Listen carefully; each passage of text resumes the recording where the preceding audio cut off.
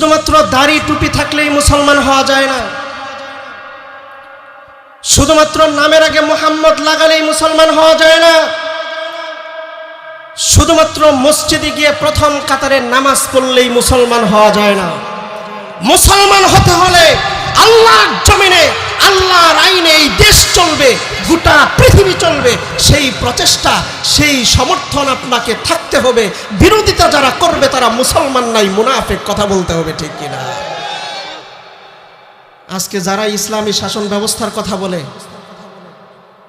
কোরআনের আইনের কথা যারাই বলে, তাদেরকে বিভিন্নভাবে ব্লেমিং করে, বিভিন্ন মিথ্যা তকমা লাগিয়ে, দলীয় ট্যাগ লাগিয়ে তাদের কণ্ঠকে রোধ করার অপচেষ্টা চালানো হয়। কথা বলতে হবে, ঠিক কিনা?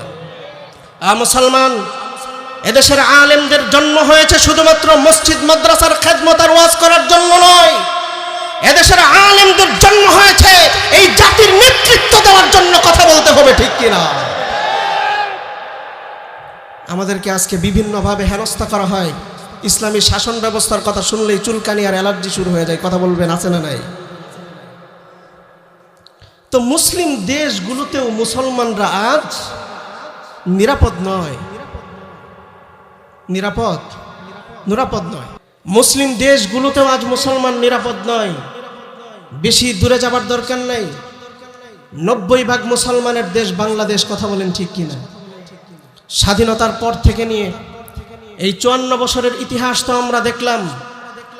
এই 54 বছরের মধ্যে কখনো এই দল, কখনো ওই দল, কত দলের পরিবর্তনই তো হলো, পালা বদল হলো, মুসলমান।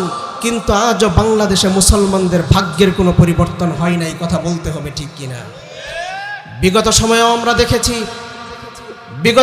আমরা দেখেছি শুধুমাত্র মুসলমানদের রক্ত খেকো গুজরাটের কসাই নরেন্দ্র মোদীর বিরুদ্ধে কথা বলার কারণে এদেশের হাজার হাজার আলেমদেরকে বছরের পর বছর কারারুদ্ধ করে নির্যাতন করা হয়েছে। কথা বলতে হবে, ঠিক কিনা? মুসলমান, 90% মুসলমানের এই দেশে, 90% মুসলমানের এই দেশে নিজেদের স্বাধীনতা,